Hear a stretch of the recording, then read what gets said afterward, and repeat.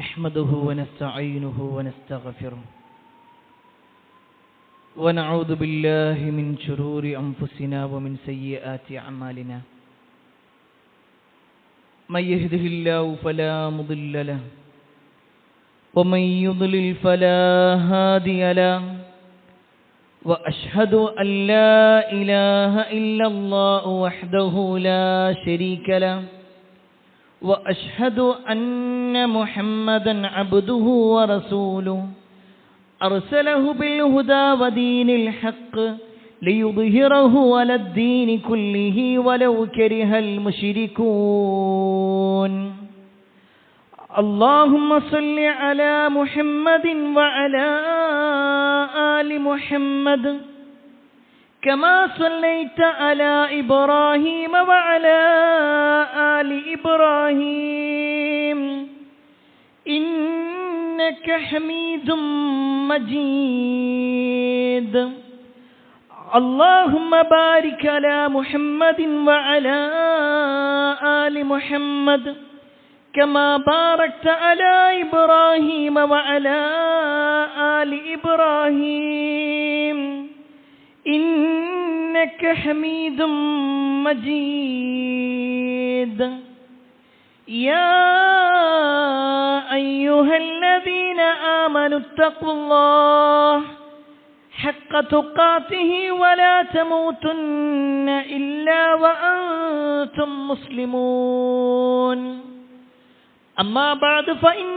خير الحديث كتاب الله وخير الهدي هدي محمد صلى الله عليه وسلم وشر الأمور محدثاتها وكل محدثة بدعة وكل بدعة ضلالة وكل ضلالة في النار أعوذ بالله من الشيطان الرجيم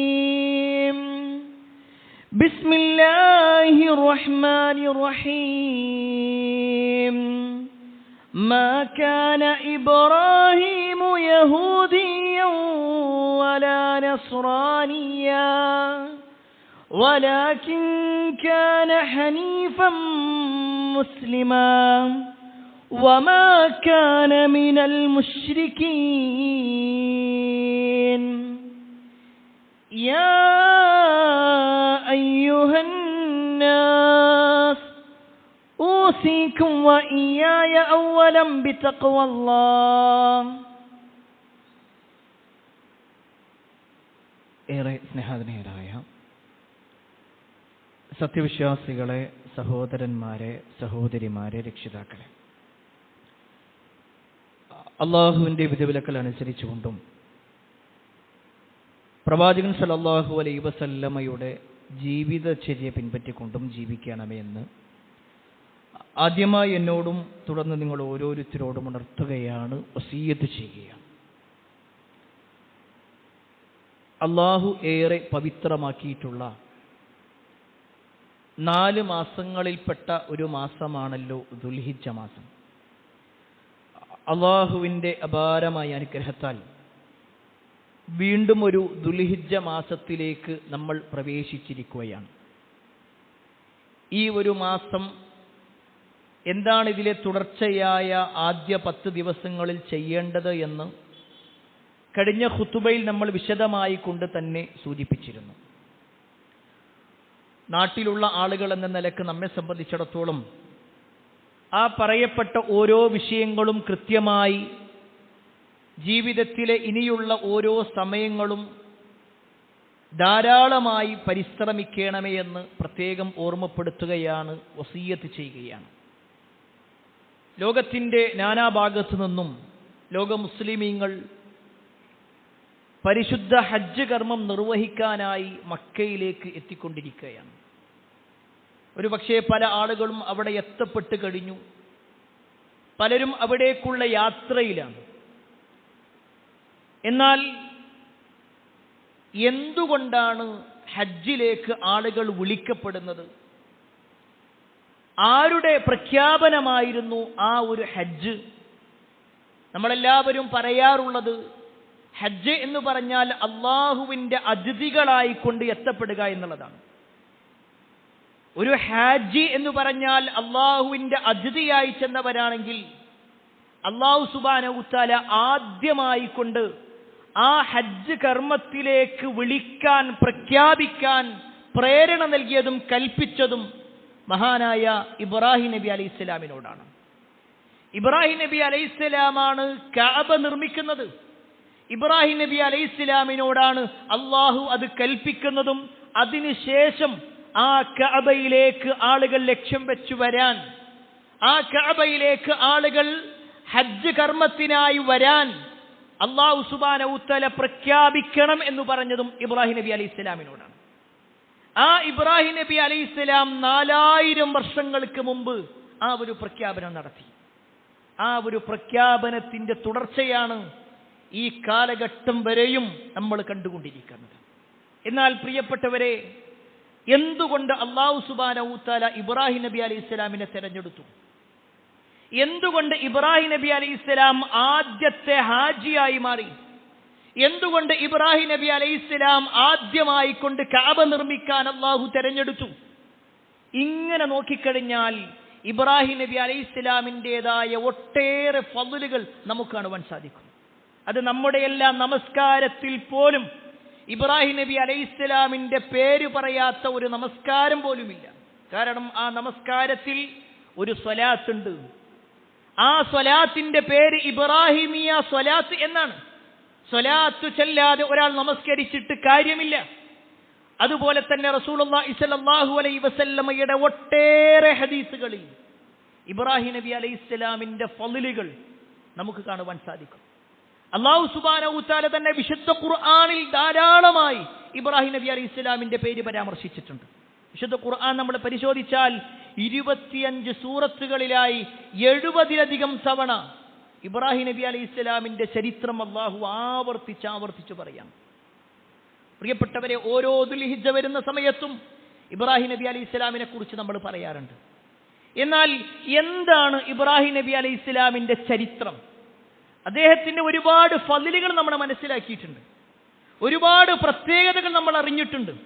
അദ്ദേഹത്തിന് അള്ളാഹു വിളിച്ചതായ ഒട്ടേറെ പേരുകളുണ്ട്. നമ്മൾ ഖുർആൻ നോക്കിക്കഴിഞ്ഞാൽ അല്ലാഹു സുബ്ഹാനഹു തആല ഖലീൽ എന്ന് പ്രയോഗിച്ചിട്ടുള്ളത് ഇബ്രാഹിം നബി അലൈഹിസ്സലാമിനെയാണ്. അള്ളാഹു വിശുദ്ധ ഖുർആനിലൂടെ പറയാണ്, വത്തഖദല്ലാഹു ഇബ്രാഹീമ ഖലീല. അല്ലാഹു സുബ്ഹാനഹു തആല ഇബ്രാഹീമിനെ തന്റെ ഖലീലായി തെരഞ്ഞെടുത്തു. അള്ളാഹു ഖലീലാക്കി. എന്താ ഈ ഖലീൽ എന്ന് പറഞ്ഞാൽ? ഖലീൽ എന്ന വാക്കിനർത്ഥം ഹൃദയത്തിൽ അങ്ങേയറ്റത്തെ സ്നേഹമുള്ളവെന്നാണ്. സാധാരണ ഒരു കൂട്ടുകാരനല്ല. നമ്മൾ അറബി ഭാഷ അറിയുന്നവർക്കറിയാം, സ്വദീഖ് എന്നുള്ളത് കൂട്ടുകാരന് പറയും, സ്വാഹിബ് എന്നത് കൂട്ടുകാരന് പറയും. അതുപോലെ തന്നെ ജമീൽ കൂട്ടുകാരന്റെ പേരാണ്, അല്ലെങ്കിൽ കൂട്ടുകാരന് അറബിയിൽ പറയുന്ന പേരാണ്. അതുപോലെ തന്നെയാണ് ഖലീൽ. എന്നാൽ സ്വാഹിബ് എന്ന് അള്ളാഹു പ്രയോഗിച്ചില്ല, സ്വദീഖ് എന്ന് പ്രയോഗിച്ചില്ല, ജമീൽ എന്ന് പ്രയോഗിച്ചില്ല. ഖലീൽ, ആ ഒരു പ്രയോഗം എന്ന് പറഞ്ഞാൽ ഹൃദയത്തിൽ വേറെ ഒരു നിലക്കും വേറെ ഒരാളെ കുറിച്ചും ചിന്തയില്ലാതെ അങ്ങേയറ്റം അല്ലാ അല്ലാ അല്ലാ എന്ന ചിന്ത മാത്രമുള്ള ഒരു വ്യക്തിയായിരുന്നു ഇബ്രാഹിം നബി അലൈഹിസ്സലാം. അതുകൊണ്ടാണ് അള്ളാഹുവിന്റെ ഖലീൽ എന്ന നിലക്ക് അള്ളാഹു വിശുദ്ധ ഖുർആനിലെ പരിചയപ്പെടുത്തുന്നത് ഇബ്രാഹിം നബി അലൈഹിസ്സലാമിനാണെങ്കിൽ റസൂലുള്ളാഹി സ്വല്ലല്ലാഹു അലൈഹി വസല്ലമയുടെ ഹദീസിൽ പ്രവാചകൻ സ്വല്ലല്ലാഹു അലൈഹി വസല്ലമയെ കുറിച്ചും ഖലീൽ എന്ന പ്രയോഗം നമുക്ക് കാണുവാൻ സാധിക്കും. അള്ളാഹുവിന്റെ 2 ഖലീലുമാർ, ഒന്ന് നമ്മുടെ നേതാവായ അസ്റഫുൽ ഖൽഖ് മുഹമ്മദ് മുസ്തഫ സല്ലല്ലാഹു അലൈഹി വസല്ലമയാണെങ്കിൽ മറ്റൊന്ന് ആദ്യത്തെ ഖലീലായി തെരഞ്ഞെടുത്തിട്ടുള്ളത് ഇബ്രാഹിം നബി അലൈഹിസ്സലാമാണ്. ഈ ഒരൊറ്റ വാചകം, ഇതിൽ നിന്ന് പ്രിയപ്പെട്ടവരെ ഇബ്രാഹിം നബി അലൈഹിസ്സലാമുമായി ബന്ധപ്പെട്ടുകൊണ്ട് ചില കാര്യങ്ങൾ നമ്മൾ മനസ്സിലാക്കേണ്ടതുണ്ട്. ലോകത്ത് നമ്മൾ സെമിറ്റിക് മതങ്ങളെ പരിശോധിച്ചാൽ, പാരമ്പര്യ മതങ്ങൾ എന്ന നിലക്ക് നോക്കിക്കഴിഞ്ഞാൽ, ഒന്ന് ജൂതമതമാണ്, മറ്റൊന്ന് ക്രിസ്തു മതമാണ്, മറ്റൊന്ന് ഇസ്ലാം മതമാണ്. ഈ 3 മതങ്ങളും ഇനി മതങ്ങളല്ലാതെ ജീവിച്ച ആളുകളാണ് മക്ക മുശ്രിക്കുകൾ. അവർക്ക് പ്രത്യേക മതമില്ലായിരുന്നു. അവർ അവരുടേതായ ആശയങ്ങളിലൂടെ ആചാരങ്ങളിലൂടെ ജീവിച്ചവരാണ്. എന്നാൽ ആ മക്ക മുശ്രിക്കുകൾ പോലും ആദരിക്കുകയും ബഹുമാനിക്കുകയും ചെയ്തിരുന്ന വ്യക്തിയാണ് ഇബ്രാഹിം നബി അലൈഹിസ്സലാം. 3 മതങ്ങൾ. ജൂതന്മാര് പറയുന്നു അബ്രഹാം പ്രവാചകൻ ഞങ്ങളുടെ ആളാണ്. ക്രൈസ്തവര് പറയുന്നു ഞങ്ങളുടെ ആളാണ്. മുസ്ലിമീങ്ങൾ പറയുന്നു ഇബ്രാഹിം ഞങ്ങളുടെ ആളാണ്. അള്ളാഹു വിശുദ്ധ ഖുർആനിലൂടെ ആ ഇബ്രാഹിം നബി അലൈഹിസ്സലാം ആരുടെ ആളാണെന്ന് പറയുന്നുണ്ട്. അള്ളാഹു വിശുദ്ധ ഖുർആനിലൂടെ പറയാണ്, മാ കാന ഇബ്രാഹിമു യഹൂദിയം വലാ നസ്റാനിയ. ഇബ്രാഹിം നബി അലൈഹിസ്സലാം യഹൂദിയുമല്ല ക്രൈസ്തവനുമല്ല. എന്നിട്ട് അള്ളാഹു പറയാണ്, വലാകിൻ കാന ഹനീഫൻ മുസ്ലിമാ. അദ്ദേഹം ഹനീഫാണ്, ഋജുമാനസനാണ്, മുസ്ലിമാണ്, അള്ളാഹുവിൽ പൂർണ്ണമായി കീഴൊതുങ്ങിയവനാണ്. എന്നിട്ട് അള്ളാഹു വീണ്ടും പറയുന്നു, വമാ കാന മിനൽ മുശ്രിക്കീൻ. അദ്ദേഹം ഒരിക്കലും ബഹുദൈവ വിശ്വാസിയുമല്ല. അദ്ദേഹം ബഹുദൈവ വിശ്വാസിയല്ല. എന്നാൽ മറ്റു ഇതര സമുദായങ്ങളെ നോക്കിക്കഴിഞ്ഞാൽ, ഇതര മതവിഭാഗങ്ങളെ നോക്കിക്കഴിഞ്ഞാൽ അവരിൽ പല ആളുകൾക്കും പല പാളിച്ചകളും സംഭവിച്ചു കഴിഞ്ഞു. അവരുടെ മതപരമായി കൊണ്ട് തന്നെ ഒട്ടേറെ ശിർക്കൻ വിശ്വാസങ്ങൾ കഴിഞ്ഞു. എന്നാൽ ഇബ്രാഹിം നബി അലൈഹിസ്സലാം കാന ഹനീഫൻ മുസ്ലിമ. അള്ളാഹു പ്രയോഗിച്ചത് അങ്ങനെയാണ്. എങ്കിൽ പ്രിയപ്പെട്ടവരെ, ഈ ഇബ്രാഹിം നബി അലൈഹിസ്സലാമിന്റെ ചില ചരിത്രങ്ങൾ ഒരു വിശ്വാസി എന്ന നിലക്ക് നമ്മൾ മനസ്സിലാക്കേണ്ടതുണ്ട്. ഏകദേശം 4000 വർഷങ്ങൾക്ക് മുമ്പ് ഇറാഖ് എന്ന് പറയുന്ന പ്രദേശത്ത് ബാബിൽ എന്ന് പറയുന്ന ഒരു പ്രദേശം, ഇറാഖ് എന്ന് പറയുന്ന രാജ്യത്ത് ബാബിലോണിയ എന്ന് പറയുന്ന പ്രദേശം, അവിടെ ഊർ എന്ന ഒരു പട്ടണത്തിലാണ് ഇബ്രാഹിം നബി അലൈഹിസ്സലാം ജനിക്കുന്നത്. അദ്ദേഹത്തിന്റെ ജനനത്തെ കുറിച്ച് നമ്മൾ വായിക്കുമ്പോൾ സമൂഹം അങ്ങേയറ്റം വിഗ്രഹാരാധനയുമായി ജീവിച്ച ആളുകളായിരുന്നു. എത്രത്തോളം എന്നാൽ അദ്ദേഹത്തിന്റെ പിതാവായ ആസർ അടക്കം ബിംബമുണ്ടാക്കി അതിനെ ജനങ്ങളുടെ അടുത്തേക്ക് കൊണ്ടുപോയി വിൽക്കുക എന്ന് മാത്രമല്ല, ആ ബിംബത്തിന്റെ മുന്നിൽ തന്റെ ആവലാദികളും വേവലാദികളും പറയുന്ന ആളായിരുന്നു. അദ്ദേഹത്തിന്റെ പിതാവിനെ നോക്കിക്കഴിഞ്ഞാൽ ശരിക്ക് താരിഖ് എന്ന ഒരു പേരും അല്ലെങ്കിൽ താറഖ് എന്ന ഒരു പേര് കൂടി നമുക്ക് കാണാൻ പറ്റും. ആസർ എന്ന പേര് കിട്ടാനുള്ള കാരണം, ആസർ എന്ന വാക്കിന്റെ അർത്ഥം ശക്തിപ്പെടുത്തുക എന്നാണ്. എന്തിനെയാണ് ശക്തിപ്പെടുത്തുന്നത്? തന്റെ മകനെതിരെ ആ സമൂഹത്തിന് ശക്തിയായി നിന്നു, മകനെതിരെ നിലകൊണ്ടു പിതാവായ ആസർ എന്ന് പറയുന്ന വ്യക്തി. ഇബ്രാഹിം നബി അലൈഹിസ്സലാമക്കെതിരെ ആദ്യമായി എതിർപ്പ് പ്രകടിപ്പിക്കുന്നത് സ്വന്തം പിതാവ് തന്നെയായിരുന്നു. എങ്കിൽ പ്രിയപ്പെട്ടവരെ, ആ ഇബ്രാഹിം നബി അലൈഹിസ്സലാമിന്റെ ചരിത്രം നമ്മളൊന്ന് മനസ്സിലാക്കണം. ചെറിയ പ്രായം തൊട്ടേ ബിംബാരാധനയുടെ വിഷയത്തിൽ, വിഗ്രഹാരാധനയുടെ വിഷയത്തിൽ ഇബ്രാഹിം നബി അലൈഹിസ്സലാമക്ക് ഒരു എതിർപ്പുണ്ടായിരുന്നു. ചരിത്രത്തിൽ നമുക്ക് വായിക്കാൻ സാധിക്കും. അദ്ദേഹത്തിന്റെ പിതാവ് ബിംബങ്ങൾ ഉണ്ടാക്കി ഇബ്രാഹിം നബി അലൈഹിസ്സലാമിന്റെ കയ്യിൽ കൊടുത്തിട്ട് ഒരു സെഞ്ചിയിലോ മറ്റോ ഇട്ടുകൊണ്ട് ഇങ്ങനെ പോകുമ്പോ ഇബ്രാഹിം നബി അലൈഹിസ്സലാം അതിങ്ങനെ ആട്ടിക്കൊണ്ടിരിക്കും. ചില സമയത്ത് അതിന്റെ അടുത്ത് വന്നിട്ട് വല്ലതും സംസാരിക്ക്, നീ വല്ലതും പറ, നീ ദൈവമായി അവകാശപ്പെടുന്നവരല്ലേ എന്ന് വരെ പറഞ്ഞതായിക്കൊണ്ട് ചില ചരിത്രങ്ങളിൽ നമുക്ക് കാണുവാൻ സാധിക്കും. ചെറിയ പ്രായം തൊട്ടേ ഇത് ബിംബാരാധന, അതൊരിക്കലും ശരിയല്ല എന്ന ഒരു ചിന്ത അദ്ദേഹത്തിനുണ്ടായിരുന്നു. കുറച്ചുകൂടി കഴിഞ്ഞു അദ്ദേഹത്തിന് 16 വയസ്സുള്ള സമയം, 16ാമത്തെ വയസ്സിലാണ് ഇബ്രാഹിം നബി അലൈഹിസ്സലാമിനെ അല്ലാഹു സുബ്ഹാനഹു വ തആല പ്രവാചകത്വം നൽകിക്കൊണ്ട് അനുഗ്രഹിക്കുന്നത്.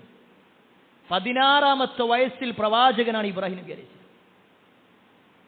ആ പ്രായത്തിൽ തന്നെ അദ്ദേഹം എടുക്കുന്ന ചില തീരുമാനങ്ങളുണ്ട്. തന്റെ പിതാവിന്റെ അടുക്കിലേക്ക് ചെന്നുകൊണ്ട് ആ നാട്ടിലുള്ള മുഴുവൻ ആളുകളും, ഒരാൾ പോലും അദ്ദേഹത്തിന് അന്ന് സഹായിയായിട്ടില്ല, ഒരാൾ പോലും വിശ്വാസിയല്ല, പൂർണ്ണ ബിംബാരാധനയുടെ നാട്ടിൽ ജീവിക്കുന്ന അദ്ദേഹത്തിന് അള്ളാഹു നുബുവത്ത് കൊടുത്തിട്ട് അദ്ദേഹം ആദ്യമായിട്ട് പ്രഖ്യാപിക്കുന്നത് തന്റെ പിതാവിനോടാണ്. പിതാവായ ആസറിന്റെ അടുക്കലേക്ക് അല്ലെങ്കിൽ താറഖിന്റെ അടുക്കലേക്ക് ചെന്നു. എന്നിട്ട് ഇബ്രാഹിം നബി അലൈഹിസ്സലാം പറയുകയാണ്, ഇദ് ഖാല ലി അബീ യാ അബതി ലിമ തഅബുദു മാ ലാ യസ്മഉ വലാ യുബ്സിറു വലാ യുഗ്നി അൻക ശൈആ. എന്റെ പൊന്നു പിതാവേ, എന്റെ പൊന്നാര വാപ്പ, നിങ്ങൾക്ക് യാതൊരു ഉപകാരവും നൽകാത്ത, ഒന്നും കാണാത്ത കേൾക്കാത്ത ഈ ബിംബങ്ങളെ എന്തിനാണ് നിങ്ങൾ ആരാധിക്കുന്നത്? വീണ്ടും ചോദിക്കുകയാണ്, യാ അബതി ഇന്നി ഖദ് ജാഅനി മിനൽ ഇൽമ്. എന്റെ പൊന്നാര വാപ്പ, അല്ലാഹു നൽകിയിട്ടുള്ള ചില അറിവുകളുമായി കൊണ്ടാണ് ഞാൻ വരുന്നത്. നിങ്ങൾ പിന്തുടർന്നോ? നിങ്ങൾ എന്നെ സ്വീകരിച്ചോ? അല്ലാഹു സുബ്ഹാനഹു തആല യഥാർത്ഥ മാർഗമാണ് എന്നെ കൊണ്ട് നൽകിയിട്ടുള്ളത്.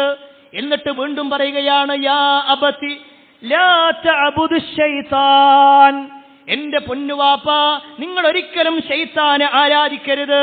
ഇന്ന ശൈത്താന കാന ലിർറഹ്മാനി അസിയ, തീർച്ചയായും ശൈത്താൻ തന്റെ റബ്ബിനോട് അങ്ങേയറ്റം അനുസരണക്കേട് കാണിച്ചവൻ തന്നെയാണ്. വീണ്ടും പറയുകയാണ്, യാ അബത്ത് ഇന്നി അഖാഫു അൻ യമസ്സക അദാബും മിനർ റഹ്മാൻ ഫതകൂന ലിശൈത്താനി വലിയ. തന്റെ വാപ്പാനോട് ഇങ്ങനെ ഓരോ കാര്യങ്ങളും പറയാണ്. അവസാനത്തിൽ പറയുന്നത്, വാപ്പ നിങ്ങൾ ഈ ശൈത്താനിയത്തുമായിട്ടാണ് ജീവിക്കുന്നതെങ്കിൽ, ഈ ബിംബാരാധനയുമായിട്ടാണ് നിങ്ങൾ ജീവിക്കുന്നതെങ്കിൽ, തീർച്ചയായും അള്ളാന്റെ അടുക്കൽ പരലോകത്ത് ഇന്നെ കൊണ്ടൊന്നും ചെയ്യാൻ കഴിയില്ല. അവിടെ നിങ്ങൾ പെടും. അള്ളാന്റെ അടുക്കൽ ശക്തമായ ശിക്ഷ നിങ്ങൾക്കുണ്ടാകും. ഇബ്രാഹിം നബി അലൈഹി സ്വലാം വാപ്പനെ വിളിച്ച് പറയുമ്പോഴൊക്കെ ആ വാപ്പ അത് സ്വീകരിച്ചില്ല. വാപ്പാക്ക് അതൊരു തമാശയായിട്ട്, ആദ്യമൊക്കെ തമാശയായി കണ്ട്, പിന്നെ ഇബ്രാഹിം നബി അലൈഹി സ്വലാമക്കെതിരെയാണ് ആ വാപ്പ നിലകൊണ്ടത്. നമ്മൾ ഈ വാചകം മനസ്സിലാക്കുമ്പോൾ തന്നെ റസൂലുള്ളാഹി സ്വല്ലല്ലാഹു അലൈഹി വസല്ലം പറയുന്ന ഒരു വാചകം കൂടി നമ്മൾ ചേർത്ത് വായിക്കേണ്ടതുണ്ട്. ഈ വാപ്പയും മകനും തമ്മിൽ നാളെ പരലോകത്ത് കണ്ടുമുട്ടുന്ന മകനായ ഇബ്രാഹിം നബി അലൈഹിസ്സലാമും ഇബ്രാഹിം നബിയുടെ വാപ്പയായ ആസറും നാളെ പരലോകത്ത് കണ്ടുമുട്ടും. ഈ വാചകത്തിലേക്ക് ചേർത്ത് വെച്ച് മനസ്സിലാക്കിക്കോ. ഇബ്രാഹിം നബി അലൈഹിസ്സലാം വാപ്പനോട് പറയുന്നുണ്ട്, പരലോകത്ത് വാപ്പ നിങ്ങൾക്ക് അള്ളാന്റെ അടുക്കൽ ശിക്ഷ ഉണ്ടാകും. ജീവിച്ചിരിക്കുമ്പോ പറഞ്ഞു, വാപ്പ അനുസരിച്ചില്ല. വാപ്പ തോന്നിയ പോലെ ജീവിച്ചു. എന്നാൽ നാളെ പരലോകത്ത് ഈ വാപ്പയും മകനും തമ്മിൽ കണ്ടുമുട്ടുന്നതിനെ കുറിച്ച് റസൂലുള്ളാഹി സ്വല്ലല്ലാഹു അലൈഹി വസല്ലം പറയാണ്, യൽഖാ ഇബ്രാഹിമു അബാഹു ആസറ യൗമൽ ഖിയാമ. നാളെ ഖിയാമത്ത് നാളിൽ ഇബ്രാഹിം നബി അലൈഹിസ്സലാം തന്റെ പിതാവായ ആസറിനെ കണ്ടുമുട്ടും. വഅലാ വജ്ഹി ആസറ ഖതറത്തുൻ വഗബറ. ആ ആസറിന്റെ മുഖം എന്ന് പറഞ്ഞാൽ ആകെ ഇരുട്ട് മൂടിയതുപോലെ കറുത്തിരുട്ടിട്ടുണ്ടാവും. അങ്ങനത്തെ ഒരു അവസ്ഥയിലാണ്, പൊടി പിടിച്ചൊരവസ്ഥയിലാണ് ഉണ്ടാകുക. ആ സമയത്ത് ഫയഖൂലു ലഹു ഇബ്രാഹിം നബി അലൈഹിസ്സലാം ബാപ്പനോട് പറയും, അലം അഖുൽ ലക ലാ തഅസ്നി. പൊന്നു വാപ്പ, ഞങ്ങളോട് പറഞ്ഞിരുന്നില്ലേ, ഞാൻ അന്നേ പറഞ്ഞിരുന്നില്ലേ, നിങ്ങൾ ഒരിക്കലും എന്നോട് അനുസരണക്കേട് കാണിക്കണ്ട, ഞാൻ അള്ളാന്റെ പ്രവാചകനാണെന്ന് പറഞ്ഞിരുന്നില്ലേ എന്ന് ചോദിക്കുന്ന സമയത്ത് ഫയഖൂലു അബൂ, ആ സമയത്ത് ആ വാപ്പ അപ്പ പറയും, ഫൽയൗമ ലാ അഅസീക്, ദാ ഇന്നേ ദിവസം ഞാൻ ഒരിക്കലും നിന്നോട് അനുസരണക്കേട് കാണിക്കൂല, നീ എന്ത് പറഞ്ഞാലും ഞാൻ വിശ്വസിക്കും. ഇപ്പൊ എനിക്ക് ബോധ്യപ്പെട്ടിട്ടുണ്ട്. ആ സമയത്ത് ഇബ്രാഹിം നബി അലൈഹിസ്സലാം അല്ലാഹനെ വിളിക്കും, യാ റബ്ബ് ഇന്നക വഅദ്തനി അല്ലാ തുഖ്സിയനി യൗമ യുബഅസൂന ഫഅയ്യു ഖിസ്യിൻ അഖ്സാ മിൻ അബിൽ അബ്അദ്. ഇബ്രാഹിം നബി അലൈഹിസ്സലാം അല്ലാഹനെ വിളിച്ചിട്ട് പറയും, റബ്ബേ നീ എന്നോട് വാഗ്ദാനം പറഞ്ഞിട്ടുണ്ടല്ലോ, ഉയർത്തെഴുന്നേൽപ്പിന്റെ നാളിൽ എന്നെ വഷളാക്കൂല, നീ എനിക്ക് വാഗ്ദാനം നൽകിയതല്ലേ. എന്റെ വാപ്പ ഇതാ നരകത്തിലേക്ക് പോവുകയാണ്. എന്റെ വാപ്പയോളം ആ വാപ്പ നരകത്തിലാകുക എന്നതിനേക്കാൾ എനിക്ക് പ്രയാസം ഉണ്ടാക്കുന്ന എന്തൊരു കാര്യം ഉണ്ടാവുക. അതുകൊണ്ട് എന്റെ വാപ്പാന്റെ കാര്യത്തിൽ എന്തെങ്കിലും ഒന്ന് മാറ്റണം. ഇതാണ് ഇബ്രാഹിം നബി അലൈഹി ഇസ്ലാമിന്റെ വാചകം. പ്രിയപ്പെട്ടവരെ കേട്ടോളിയും. ഇബ്രാഹിം ആരാണ്? അള്ളാഹുവിന്റെ ഖലീലാണ്. അള്ളാഹു സുബ്ഹാനഹു വ തആല ഇബ്രാഹിം നബി അലൈഹി ഇസ്ലാമിന്റെ ഒട്ടേറെ പ്രാർത്ഥനയ്ക്ക് ഉത്തരം കൊടുത്തിട്ടുണ്ട്. ഇബ്രാഹിം നബി അലൈഹി ഇസ്ലാം ചോദിച്ച കാര്യങ്ങളെല്ലാം നിർവഹിച്ചു കൊടുത്തിട്ടുണ്ട്. പക്ഷേ നാളെ പരലോകത്ത് കാഫിറായിട്ടുള്ള തന്റെ പിതാവിന്റെ കാര്യത്തിൽ ഇബ്രാഹിം നബി അലൈഹി സ്വലാം അള്ളാഹുവിനോട് ഒരു നീക്കുപോക്ക് നടത്താൻ വേണ്ടി പറയുമ്പോ അള്ളാഹു സുബ്ഹാനഹു തആല പറയുന്ന വാചകം എന്താണെന്നറിയോ? ഇന്നി ഹറംതുൽ ജന്ന അലൽ കാഫിരീൻ. തീർച്ചയായും സ്വർഗം എന്നത് ഞാൻ കാഫിറുകൾക്ക് ഹറാമാക്കിയിട്ടുണ്ട്. സ്വർഗം കാഫിറുകൾക്ക് നിഷിദ്ധമാണ്. ആ വാക്കിലെല്ലാം പെട്ടു. വാപ്പ കാഫിറാണ് എന്നും ആ കാഫിറിന് സ്വർഗം കിട്ടൂല എന്നും. എന്നിട്ട് അല്ലാഹു സുബ്ഹാനഹു വ തആല വീണ്ടും പറയും, യാ ഇബ്രാഹിം മാ തഹ്തരിജ് ലൈക് ഫൻയൻദുർ. ഇബ്രാഹിം നബി അലൈഹി സ്വലാമിനോട് അല്ലാഹു സുബ്ഹാനഹു വ തആല പറയും, നിന്റെ കാലിന്റെ ഭാഗത്ത് എന്താ ഉള്ളത്? നിന്റെ കാലിനടിയിൽ എന്താ ഉള്ളത്? ആ സമയത്ത് ഇബ്രാഹിം നബി അലൈഹി സ്വലാം കാലിന്റെ ഭാഗത്തേക്ക് നോക്കുമ്പോ അദ്ദേഹത്തിന്റെ സ്വന്തം പിതാവായ ആസറിനെ അല്ലാഹു സുബ്ഹാനഹു വ തആല ഒരു കഴുതപ്പുലിയുടെ രൂപത്തിലേക്ക് മാറ്റിയിട്ടുണ്ടാകുന്നു. അതും ഒരു ചെളി പുരണ്ട, കാണുമ്പോൾ തന്നെ അറപ്പോടുകൂടി കാണുന്ന ഒരവസ്ഥയിൽ. ഹദീസിൽ കാണുവാൻ സാധിക്കും, ഫയുഖദു ബിഖവാഇമിഹി ഫയുൽഖാ ഫിന്നാർ. അതിന്റെ രണ്ട് കാലുകളിൽ പിടിച്ചുകൊണ്ട് മലക്കുകൾ അതിനെ നരകത്തിലേക്ക് വലിച്ചെറിയും. അല്ലാഹു നമ്മെ കാത്തിരക്ഷിക്കുമാറാവട്ടെ. പ്രിയപ്പെട്ടവരെ, ഒരു പിതാവ് ഒരു മകന്റെ പിതാവ്. ആ മകനാരാ? ഒരു പ്രവാചകൻ. ഒരു പ്രവാചകന്റെ വാപ്പയാണെന്ന് പറഞ്ഞാലും പരലോകത്ത് രക്ഷപ്പെടൂല.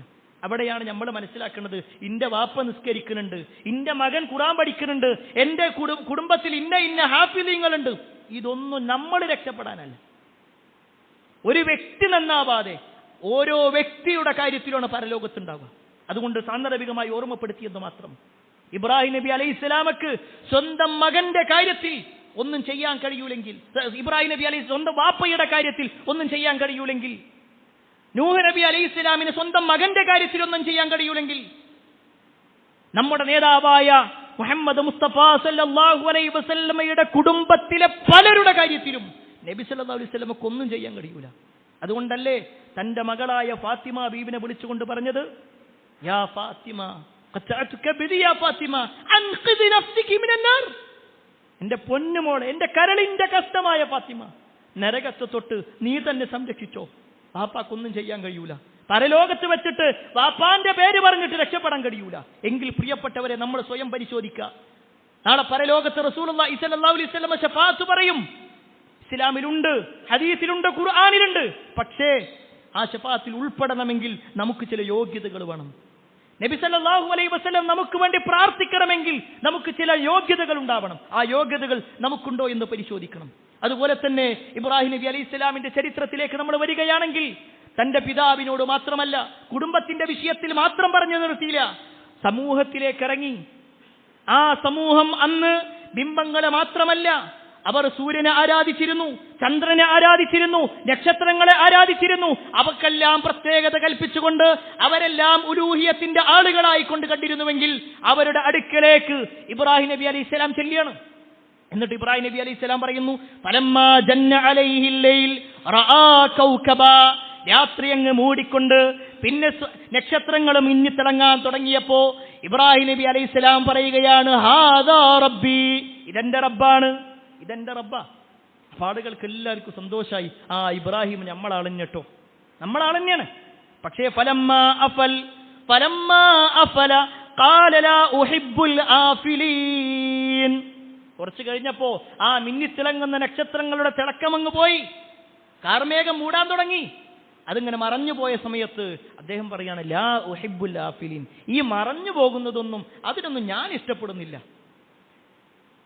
പിന്നീട് ചന്ദ്രൻ ഉദിച്ചു വന്ന സമയത്ത് അദ്ദേഹം പറഞ്ഞു, ദാ ഈ ചന്ദ്രനാണ് എന്റെ റബ്ബ്, ഹാദാ റബ്ബി, ഇതെന്റെ റബ്ബാ. അപ്പൊ അവര് വിചാരിച്ചു, എന്നാൽ ഇബ്രാഹിമിന് ചന്ദ്രന്റെ കാര്യത്തിലായിരിക്കും ഉണ്ടാകുക. ആ ചന്ദ്രനും മൂടിപ്പോയപ്പോ, അതും മറഞ്ഞു പോയപ്പോ അദ്ദേഹം പറഞ്ഞു, മറഞ്ഞു പോകുന്നതിന് ഞാൻ ഇഷ്ടപ്പെടുന്നില്ല. സൂര്യൻ വന്നു, സൂര്യന്റെ തിളക്കവും അതിന്റെ വെളിച്ചവും കണ്ടപ്പോ ഇബ്രാഹിം നബി അലൈഹി സ്വലാം അവരോട് പറഞ്ഞു, ഹാദാ റബ്ബി ഹാദാ അക്ബർ, ഇതാണ് എന്റെ റബ്ബ്, കാരണം ഇത് വലുതാണ്. പക്ഷേ ആ സൂര്യൻ അസ്തമിച്ചപ്പോ ഇബ്രാഹിം നബി അലൈഹി സ്വലാം പറഞ്ഞു, ഒരിക്കലും ഇതൊന്നും എന്റെ റബ്ബാകൂല. അവരെ മനസ്സിലേക്ക് ഇട്ടുകൊടുക്കണം, സമൂഹത്തിനെ ബോധ്യപ്പെടുത്തി കൊടുക്കുകയാണ്. അവർ വിശ്വസിക്കുന്ന, അവർ ആരാധിക്കുന്ന ആരാധകന്മാരെല്ലാം ഒന്നും ശരിയല്ല എന്ന ഒരു ബോധ്യപ്പെടുത്തൽ അദ്ദേഹം പറഞ്ഞു കൊടുക്കുക. അത് കേവലം വാപ്പയോട് മാത്രമല്ല, സമൂഹത്തോട് മാത്രമല്ല, എല്ലാവരോടും പറഞ്ഞു. പറയുന്ന സമയത്ത് അവരുടെ മറുപടി എന്താ? ആ മറുപടി കൂടി പ്രിയപ്പെട്ടവരെ നമ്മളൊന്ന് മനസ്സിലാക്കണം. ഖുർആനിന്റെ ആയത്ത. ഈ മറുപടി ഒരു പക്ഷേ ഇന്നും ചില ആളുകൾ പറഞ്ഞുകൊണ്ടിരിക്കുന്നു എന്നത് ഖേദകരമായി നമ്മൾ മനസ്സിലാക്കേണ്ടതാണ്. ഇബ്രാഹിം നബി അലൈഹി സ്വലാം പറഞ്ഞതായിക്കൊണ്ട് സൂറത്തുൽ അംബിയായിലെ 52 മുതലുള്ള ആയത്ത് നിങ്ങളൊന്ന് പരിശോധിച്ചോ. 21-ാം അധ്യായം സൂറത്തുൽ അംബിയായിലെ 52-ാമത്തെ ആയത്ത്. ഇത് ഖാല ലി അബീഹി വ ഖൗമിഹി, അദ്ദേഹം തന്റെ പിതാവിനോടും സമൂഹത്തോടും പറഞ്ഞ സന്ദർഭം, മാ ഹാദിഹി തമാസീലുല്ലതി അൻതും ലഹാ ആകിഫൂൻ, നിങ്ങൾ ഏതിനെയാണ് നിങ്ങൾ ഈ ആരാധിച്ചുകൊണ്ടിരിക്കുന്നത്? നിങ്ങൾ പൂജിച്ചുകൊണ്ടിരിക്കുന്ന ഈ പ്രതിമകൾ എന്താ? ഇത് നിങ്ങൾക്ക് എന്ത് കാര്യമാണ് നിർവഹിക്കുന്നത്? ഇതുകൊണ്ട് വല്ല കാര്യവുമുണ്ടോ? ആ സമയത്ത് അവർ പറയുന്ന ഒരു മറുപടി പ്രിയപ്പെട്ടവരെ ശ്രദ്ധിച്ചോ. അദ്ദേഹത്തിന്റെ പിതാവും ആ സമൂഹവും പറയാണ്, ഖാലൂ വജദ്നാ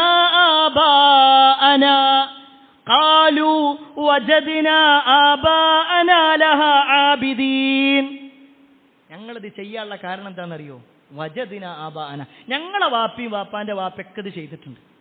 ഓര് ചെയ്യണത് കണ്ടു, ഓരാരാധിക്കണ കണ്ടു, ഞങ്ങളും ആരാധിക്കുന്നു.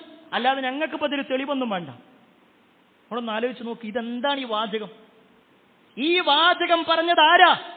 ഇബ്രാഹിം നബി അലൈഹിസ്സലാമിന്റെ എതിരാളികൾ പറഞ്ഞ വാചകം. ഇബ്രാഹിം നബി അലൈഹിസ്സലാം അല്ലാഹുവിലേക്ക് വരൂ, അല്ലാഹനെ ആരാധിക്കൂ എന്ന് പറയുമ്പോ അവര് പറയാണ്, ഞങ്ങളുടെ വാപ്പയും വാപ്പാന്റെ വാപ്പയും എന്തിനെയാണോ ആരാധിച്ചത്, ആരെയാണോ വിളിച്ചത്, ആരുടെ തൃപ്തിക്കാണോ ജീവിച്ചത്, അവര് മതി ഞങ്ങൾക്ക്. ആ സമയത്ത് ഇബ്രാഹിം നബി അലൈഹിസ്സലാമിന്റെ തിരിച്ചുള്ള മറുപടി കൂടിക്കോട്ടെ. ഇബ്രാഹിം നബി അലൈഹിസ്സലാം പറയാണ്, ഖാല ലഖദ് കുൻതും അൻതും വആബാഉകും ഫീ ളലാലിൻ മുബീൻ. അങ്ങനെയാണെങ്കിൽ നിങ്ങളും നിങ്ങളുടെ വാപ്പിയും വാപ്പാന്റെ വാപ്പിയൊക്കെ വ്യക്തമായ വഴികേടിൽ തന്നെയാണ്, അല്ലാതെ വേറൊന്നുമില്ല. ഇബ്രാഹിം നബി അലൈഹി ഇസ്ലാമിന്റെ ശൈലി തന്നെ എങ്ങനെയാണ്? ഇബ്രാഹിം നബി അലൈഹി ഇസ്ലാമിന്റെ ശൈലിയാണത്. സോപ്പിട്ട് നിർത്തിയില്ല. നിങ്ങൾ പറഞ്ഞതും ശരിയാ, അവര് പറഞ്ഞതും ശരിയാ, അല്ല, നിങ്ങൾ വ്യക്തമായ വഴികേടിൽ തന്നെയാണ്. പ്രിയപ്പെട്ടവർ, അതൊക്കെ ഒന്ന് മനസ്സിലാക്കണം. നമ്മുടെ സമൂഹത്തിൽ ചിലരോടെങ്കിലും ജീവിതത്തിൽ എന്തെങ്കിലും പ്രാർത്ഥനയുടെ കാര്യം പറയുമ്പോൾ അള്ളാഹനെ വിളിച്ചാൽ മതിയില്ലേ, അള്ളാഹിനോടല്ലേ ചോദിക്കേണ്ടത് എന്ന് പറയുമ്പോൾ ചില ആളുകൾ പറയുന്ന ന്യായങ്ങളുണ്ട്. എന്റെ വാപ്പയ്ക്ക് ഇങ്ങനെ വീഴാൻ പോകുമ്പോൾ ബദിരീങ്ങൾ എന്ന് വിളിച്ചിട്ടുണ്ടല്ലോ, എന്റെ ഉമ്മ എപ്പോഴും മമ്പർത്ത് തങ്ങളെന്ന് വിളിക്കാറുണ്ടല്ലോ, എന്റെ കുടുംബത്തിൽ ഞങ്ങൾ കാലങ്ങളായി വിളിച്ചുകൊണ്ടിരിക്കുന്നു, ഓരൊക്കെ ഇപ്പൊ നരകത്തിലാണെങ്കിൽ ഞങ്ങളും നരകത്തിൽ പോയിക്കോട്ടെ, എന്താ നിങ്ങൾക്ക് പ്രശ്നം? സുബ്ഹാനല്ലാഹ്, സുബ്ഹാനല്ലാഹ്. ആ വാക്ക് വെറുതെയല്ല. സുബ്ഹാനല്ലാഹി അമ്മാ യുശ്രികൂൻ. അവർ പങ്കു ചേർക്കുന്നതിൽ നിന്ന് അള്ളാഹു എത്ര പരിശുദ്ധനാണ്. പ്രിയപ്പെട്ടവരെ, നമ്മൾ പരിശോധിക്കണം. നമ്മുടെ നേതാക്കന്മാരെന്താ പഠിപ്പിച്ചത്? ഇബ്രാഹിം നബി അലൈഹിസ്സലാം ആരെയാ വിളിച്ചത്? ഇസ്മായിൽ നബി അലൈഹിസ്സലാം ആരെയാ വിളിച്ചത്? അവിടുന്ന് അങ്ങോട്ടും അതിനു മുമ്പോട്ടും ഏതേത് പ്രവാചകന്മാരെ നോക്കിക്കഴിഞ്ഞാലും അവരെല്ലാം അള്ളാഹുവിനെയാണ് വിളിച്ചതെങ്കിൽ അതാണ് ഒരു വിശ്വാസിയുടെ ജീവിതം. ഇബ്രാഹിമിന്റെ മില്ലത്ത് ഇബ്രാഹിം എന്ന് പറയുന്നത് ആ ഒരു വിളിയാണ് എന്നതുകൂടി നമ്മൾ മനസ്സിലാക്കണം. സാന്ദർഭികമായി വീണ്ടും ഈ ചരിത്രത്തിലേക്ക് തന്നെ മടങ്ങട്ടെ. ഇബ്രാഹിം നബി അലൈഹി ഇസ്ലാം ഈ കാര്യങ്ങളൊക്കെ പറഞ്ഞു. ആളുകൾക്കിടയിൽ ഒരു അസ്വസ്ഥതയുണ്ടായി. കുറച്ച് ദിവസം കഴിഞ്ഞു. ഇബ്രാഹിം നബി അലൈഹി ഇസ്ലാം അപ്പോഴും ആ നാട്ടിലുണ്ട്. അപ്പോഴാണ് അവരുടെ തൊട്ടടുത്ത പ്രദേശത്ത് ഒരു ഉത്സവം നടക്കുന്നത്, ഒരു ആരാധനയുമായി ബന്ധപ്പെട്ടുകൊണ്ടുള്ള ഉത്സവം. അവർ ഇബ്രാഹിം നബി അലൈഹി ഇസ്ലാമിനെ വിളിച്ചു. ഇബ്രാഹിം, വാ, നമുക്കങ്ങോട്ട് പോകാം. ഇബ്രാഹിം നബി അലൈഹി ഇസ്ലാം പറഞ്ഞു, അന സഖീം, ഞാൻ രോഗിയാണ്. അദ്ദേഹം കളവ് പറഞ്ഞതല്ല. ആ സമൂഹത്തിന്റെ അവസ്ഥയുടെ വിഷയത്തിൽ അദ്ദേഹത്തിന് മാനസികമായി പ്രയാസങ്ങൾ ഉണ്ടായിരുന്നു. അവരെല്ലാവരും പോയി. അവർ പോയ സമയത്ത് ഇബ്രാഹിം നബി അലൈഹി ഇസ്ലാം എന്ത് ചെയ്തുവെന്നോ, അവരുടെ നാട്ടിലുണ്ടായിരുന്ന ഒട്ടേറെ ബിംബങ്ങൾ, ആ ബിംബങ്ങളെ മുഴുവൻ അദ്ദേഹം തന്റെ കയ്യിലുണ്ടായിരുന്ന കോടാലി കൊണ്ട് അടിച്ചു പൊട്ടിച്ചു. എന്നിട്ട് ആ നാട്ടിൽ തന്നെയുള്ള അവരുടെ ഏറ്റവും വലിയ ഒരു ബിംബമുണ്ടായി. ആ ബിംബത്തിന്റെ തോളിലായിക്കൊണ്ട് ഈ കോടാലിയും വെച്ചെടുത്തു. ഇവർ ഉത്സവം കഴിഞ്ഞ് തിരിച്ചു വരുമ്പോൾ കാണുന്നത് അവരുടെ കരളലിയിക്കുന്ന കാഴ്ചകളാണ്. അവർ ഏതൊരു റബ്ബിനെയാണോ അല്ലെങ്കിൽ ഏതൊരു ബിംബത്തെയാണോ ആരാധിച്ചിരുന്നത്, ആ ബിംബങ്ങളെല്ലാം തച്ചു തകർന്ന് തരിപ്പണമായി കിടക്കുന്നുണ്ട്. അവർക്ക് കൂടുതലൊന്നും ആലോചിക്കേണ്ടി വന്നില്ല. അതാരാണ് ചെയ്തത് എന്നവർക്ക് വ്യക്തമായ ധാരണയുണ്ടായിരുന്നു. ഖുർആനിൽ തന്നെ കാണാൻ പറ്റും.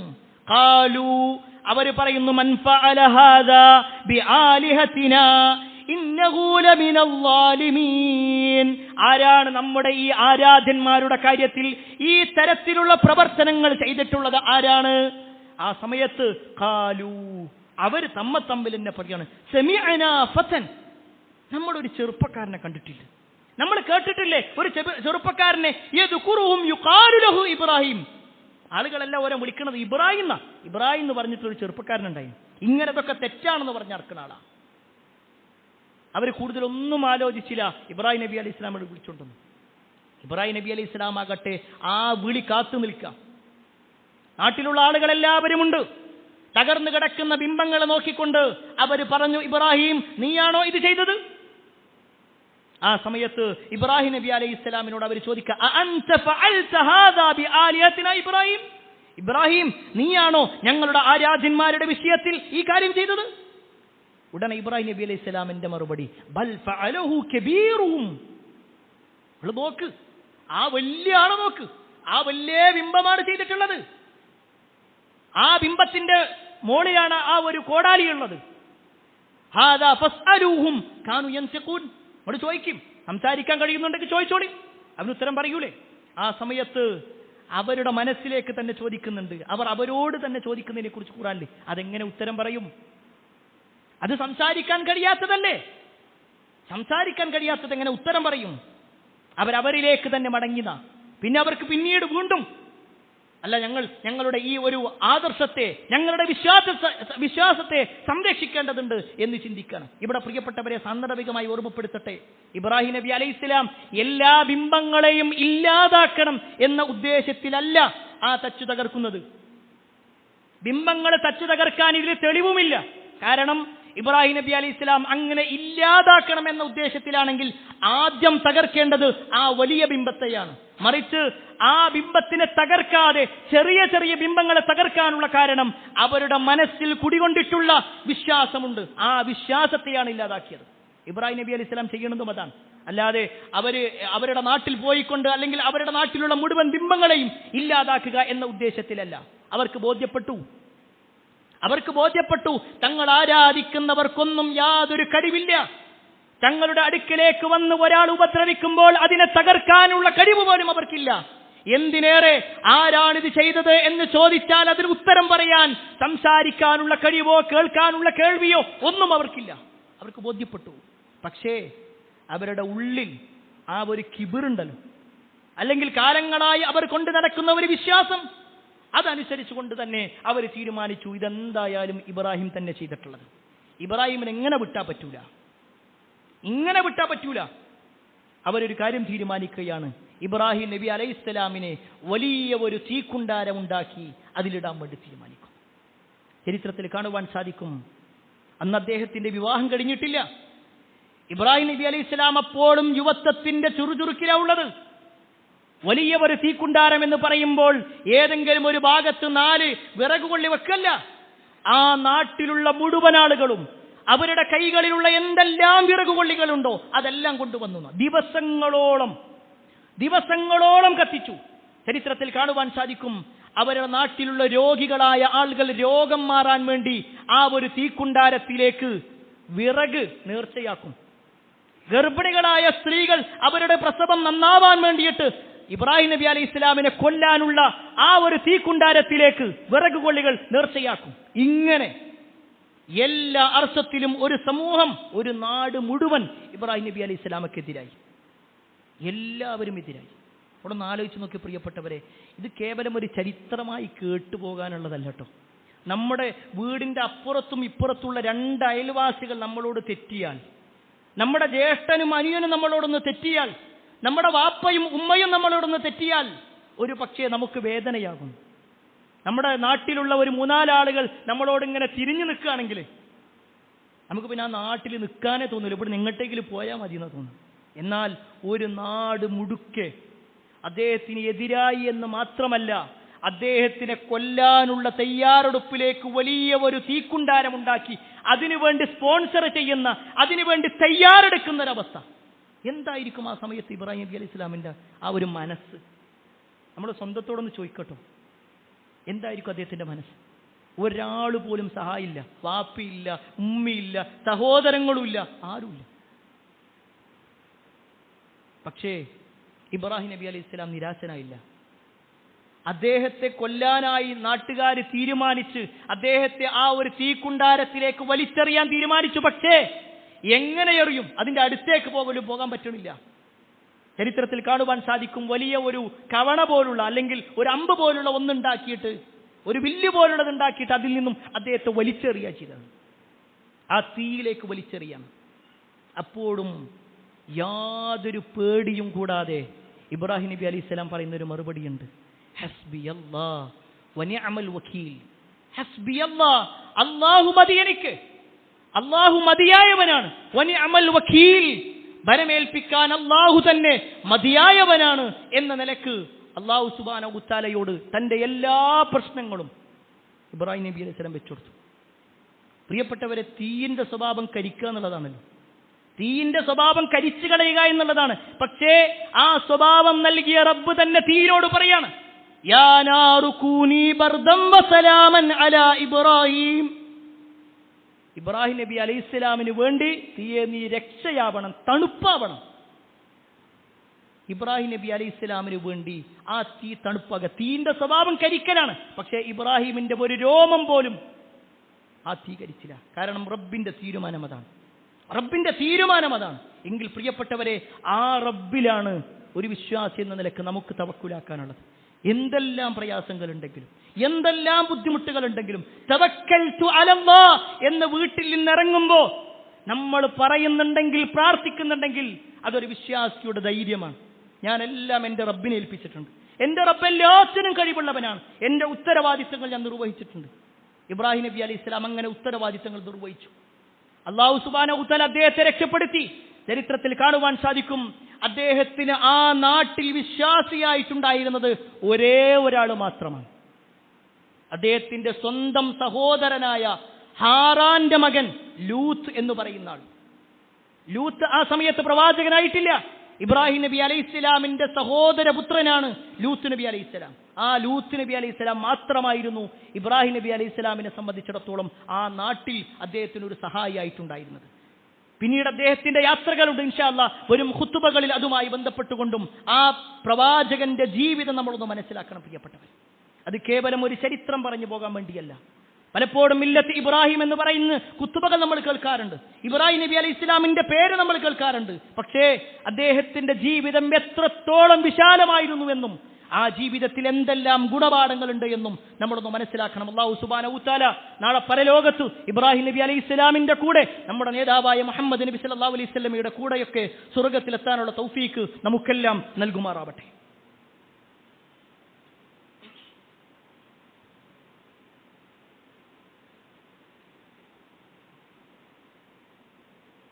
അൽഹംദുലില്ലാഹി റബ്ബിൽ ആലമീൻ വസ്സലാത്തു വസ്സലാമു അലാ റസൂലില്ലാ വഅലാ ആലിഹി വഅസ്ഹാബിഹി അജ്മഈൻ അമ്മാ ബഅദ്.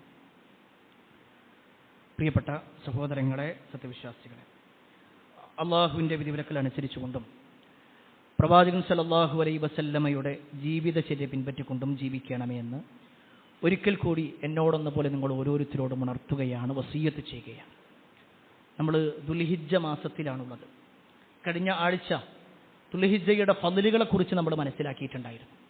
അതിൽ വളരെയേറെ പ്രധാനപ്പെട്ട ഒന്നാണ് ദുൽഹിജ്ജ 9 നോമ്പെടുക്കുക എന്നുള്ളത്. നബി സല്ലല്ലാഹു അലൈഹി വസല്ലമയുടെ ഹദീസിൽ തന്നെ കാണുവാൻ സാധിക്കും, സിയാമു യൗമു അറഫ അഹ്തസിബു അലല്ലാഹ് അൻ യുകഫിറ സനത അല്ലതി ഖബലഹു വസ്സനത അല്ലതി ബഅദഹു.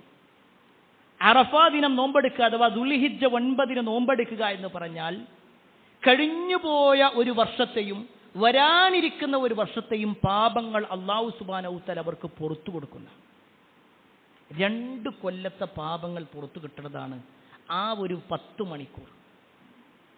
മാക്സിമം ഒരു 10 മണിക്കൂർ ഉണ്ടാവുക. ഒന്ന് നമ്മൾ നമ്മുടെ ഭക്ഷണ ക്രമീകരണത്തെ, നമ്മുടെ മറ്റുള്ള കാര്യങ്ങളെ, ഇച്ഛകളൊക്കെ ഒന്ന് നിയന്ത്രിച്ചാൽ, നോമ്പെടുക്കുകയാണെങ്കിൽ അടുത്ത വെള്ളിയാഴ്ചയാണ് 2 കൊല്ലത്തെ പാപങ്ങൾ നമുക്ക് പുറത്തു കിട്ടും. ഇത് കേൾക്കുമ്പോൾ അത് തെറ്റ് ചെയ്യാനുള്ള ഒരു പ്രേരണയായിട്ടല്ല നമ്മൾ മനസ്സിലാക്കേണ്ടത്. എന്താണ് ഈ പാപം പൊറുക്കുക എന്നതുകൊണ്ട് ഉദ്ദേശിക്കുന്നത്? വരാനിരിക്കുന്ന ഒരു കൊല്ലത്തെ പാപങ്ങൾ പൊറുക്കപ്പെടുക എന്ന് പറഞ്ഞാൽ എന്താണ്? അവിടെ പണ്ഡിതന്മാർ അതിനെ വിശദീകരിക്കുന്നുണ്ട്. വരാനിരിക്കുന്ന ഒരു കൊല്ലം അയാൾക്ക് പാപങ്ങളിൽ നിന്ന് വിട്ടു നിൽക്കാനുള്ള ഒരു തൗഫീഖ് ഉണ്ടാവുന്നു. പല സാഹചര്യങ്ങളും അള്ളാഹ് മാറ്റിക്കൊടുക്കും. തെറ്റുകളിൽ നിന്നൊക്കെ അയാൾ ഇങ്ങനെ വിട്ടുനിൽക്കും. ഇനി അല്ല, അയാളെടുത്ത് വല്ല തെറ്റും സംഭവിച്ചാൽ തന്നെ അത് തൗബ ചെയ്യാനുള്ളൊരു സാവകാശം അള്ളാഹ് കൊടുക്കും. തൗബ ചെയ്യാനുള്ളൊരു സാവകാശം കൊടുക്കും. ഇതൊക്കെ ഈ ഒരു നോമ്പുമായി ബന്ധപ്പെട്ടുകൊണ്ടാണ്. അവിടെ നമ്മൾ മനസ്സിലാക്കേണ്ടത് അടുത്ത വെള്ളിയാഴ്ചയാണ് നോമ്പുള്ളത്. ദുൽഹിജ്ജ 10 ശനിയാഴ്ചയുമാണ്. ഒരുപാട് തർക്കങ്ങൾ ഇനിയും സോഷ്യൽ മീഡിയകളുണ്ട്. നമ്മൾ നമ്മുടെ പരലോകം കളഞ്ഞുകൊണ്ടുള്ള ചർച്ചകളിലേക്ക് പോകേണ്ടതില്ല. ഞാനിത് പറയുന്നത്, കുറേ ആളുകൾ വ്യാഴാഴ്ച നോമ്പെടുക്കുന്നു, കുറേ ആളുകൾ വെള്ളിയാഴ്ച നോമ്പെടുക്കുന്നു, കുറേ ആളുകൾ ശനിയാഴ്ച നോമ്പെടുക്കുന്നു. ഇതിലിപ്പോൾ ഏതാണ് ശരി എന്ന് സാധാരണക്കാർ ചോദിക്കാറുണ്ട്.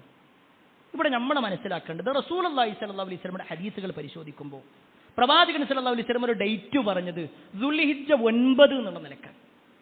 ചില ആളുകൾ പറയാറുള്ളത് അറഫയിലുള്ള ആളുകൾക്കുള്ള ഐക്യദാർഢ്യമല്ലേ? അത് അല്ല. അറഫയിലുള്ള ആളുകൾക്ക് ഐക്യദാർഢ്യമാണെങ്കിൽ അവർ അറഫയിൽ സമ്മേളിക്കുന്നതിന് മുമ്പ് തന്നെ നമ്മളിവിടെ നോമ്പ് തുടങ്ങിയിട്ടുണ്ട്. ഇപ്പോൾ നട്ടുച്ച സമയമാണ്. എന്നാൽ ഈ സമയത്ത് അമേരിക്കയിൽ അർദ്ധരാത്രിയാണ്. എങ്കിൽ അവരെങ്ങനെയാ നോമ്പെടുക്കുക? രാത്രിയാണോ നോമ്പെടുക്കുക? മക്കയിലുള്ള ആളുകളെ നോക്കിയിട്ടാണോ നോമ്പെടുക്കുക?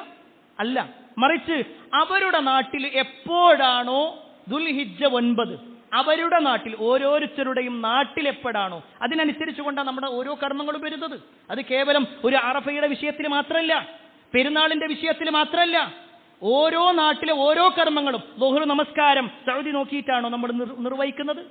അസർ നമസ്കാരം സൗദിയുടെ കാര്യം നോക്കിയിട്ടാണോ നിർവഹിക്കുന്നത്?